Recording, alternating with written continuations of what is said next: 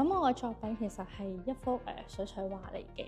咁佢畫嘅場景咧就係澳門嘅二市街街市啦。咁其實好多人對於二市街街市嘅印象就係又熱鬧啦，有好多嘢賣啦，同埋都係屬於我哋澳門人心目中一個日常生活嘅好平凡嘅景色嚟嘅。咁但係咧經過我嘅即係喺平時日常生活中嘅觀察啦，咁我覺得陰天嘅街市咧其實係帶有一種勁多嘢賣啦，有少少熱鬧嘅氣氛，但係咧又帶一種寧靜嘅感覺嘅。喺我嘅作品裏面會好恒常性咁出現我咧，係我大概呢幾年裏面都一直會用鵝嚟作視覺符號，甚至可能之後都會係。咁鵝對於我嘅一個意義嚟講，就係其實我覺得鵝同我本身都好似，就係可能比較安靜啊，比較沉默咁嘅樣，係寄居某一個地方咁嘅樣，等待俾人睇到嘅嗰一刻咁嘅樣。咁同時間我覺得鵝其實佢嘅一啲生理上面嘅構造啊、結構啊、翅膀上面嘅紋理咧，係一種大自然嘅藝術品啦。咁我覺得佢嘅嗰種發展其實同人又或者其他萬事萬物嘅發展嘅嗰種脈絡其實係有啲相似嘅，所以我就會用鵝嘅翅膀經常性嚟做創作嘅靈感。咁我今次參展嘅作品靈感係嚟自日常生活嘅觀察啦。咁我就分咗六格，每一格都係來自生活嘅唔同嘅元素啦。就每一層去遞增嘅。咁而六格入邊都有一個共通點，就係壓力咯。壓力亦都係我今次作品嘅一個中心嘅思想。咁我呢一幅畫咧嘅作品咧就係畫我平時居住嘅地方咧，就係喺澳門半島裏邊嘅筷子基啦。咁旁邊咧就係我住嘅地方，就係好近住紅街市啦。咁所以咧我個靈感咧就係畫我哋日常，我作為澳門市民，咁街市係一個非常之重要嘅一個地方啦，衣食住行嘅其中一環啦。咁嗰陣時咧喺疫情嘅時候咧，咁紅街市咧就經過一個翻新嘅階段啦。咁嗰陣時咧，紅街市咧就搬咗去嗰個林茂堂嘅臨時街市嗰度。咁因為我平時咧有幫屋企人去到買菜啊、買魚啊，跟住之後咧突然之間咧，我要搭巴士過去林茂堂嗰度買菜買魚，就覺得原來紅街市係咁有價值嘅喎。跟住之後咧，同埋佢係一個非常之重要嘅一個歷史文物嚟啦。咁同埋佢有歷史嘅價值喺裏邊，有澳門嘅特色，有葡萄牙嘅元素。咁所以咧，我見到疫情咗，即係2024年4月咁上下去重開啦。咁佢翻新咗之後好靚啦。咁所以咧，我就用紅街市作為主題去到創作呢一幅畫出嚟啦。Most of my inspiration for this exhibition come from my self experiences. Growing up, I've been always putting on labels saying that I have to wear pink because simply I was a girl. So this leads to my research questions where I have to think, okay, why are women supposed to wear pink? Can't we wear other colors, or do we have any other options? So this is where my research began with. Then I began to think, as you can see, this picture is mainly in blue. I began to think that are men supposed to wear blue? Or are these colors being forced upon us? Or are these colors associated with labels that are human constructed? So this is where I began my research with.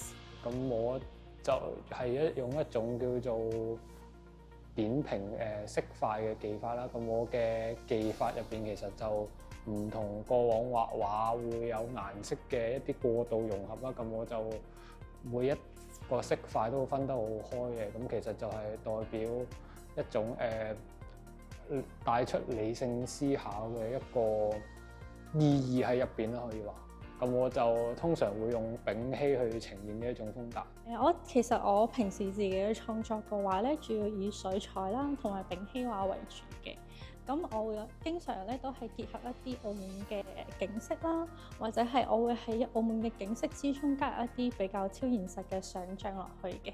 特別係我創作丙烯畫嘅時候啦，咁會喺上面加一啲我哋平時日常生活中嘅景象，但係又會以另外一種嘅方式去表現咯。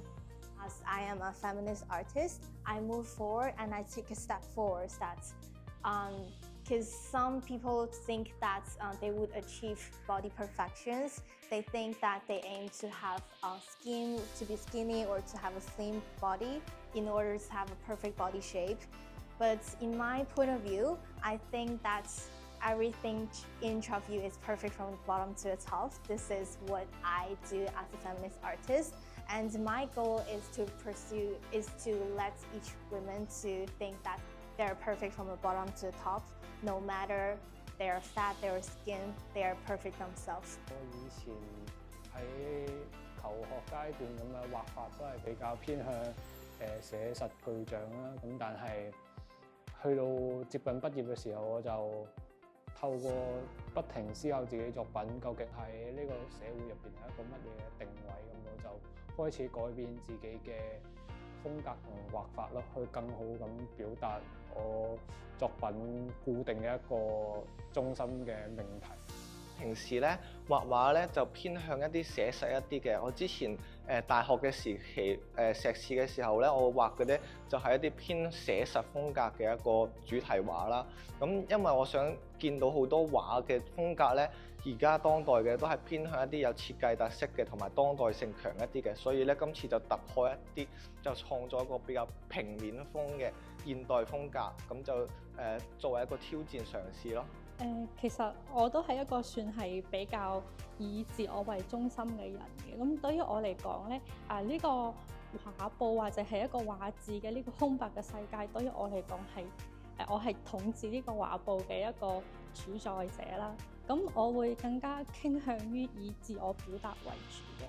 當然而家其實大眾有好多唔同嘅潮流傾向啦，或者係比如而家好多人中意養寵物啦，咁喺我其中一啲作品之中都會加入咗一啲寵物嘅元素啦，咁去結合翻呢個大眾嘅喜好嘅。For this artwork is where I have visited an exhibition. I think it was in 2024 in MGM, where I have physically seen 4 of the bronze zodiac hats. It was really shocking to me because it's the first time I got close to see these 4 hats.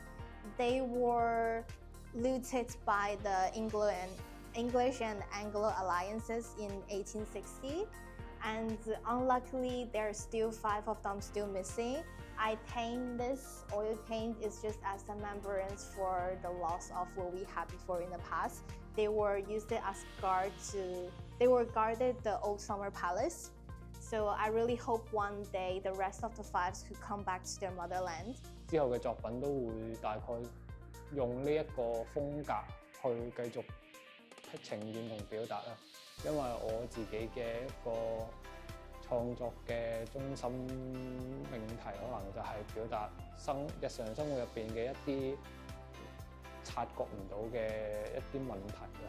咁但係喺我哋生活嘅呢個地方，問題會不斷咁產生，咁所以我亦都會用我嘅方法去俾大眾知道我哋肉眼可能察覺唔到嘅嘢。Called Starlight Reverie, but then again, it's about something dreamy, and about youth and the uncertain future for these people, for any person. So that's what evoked the most emotion for me. 我覺得都有好多唔同嘅素材，同埋有唔同嘅主題都好豐富嘅。咁都希望呢啲展覽可以有啲專長嘅介紹啦。咁我哋可以對於佢創作嘅一啲背後嘅諗法有多啲了解咯。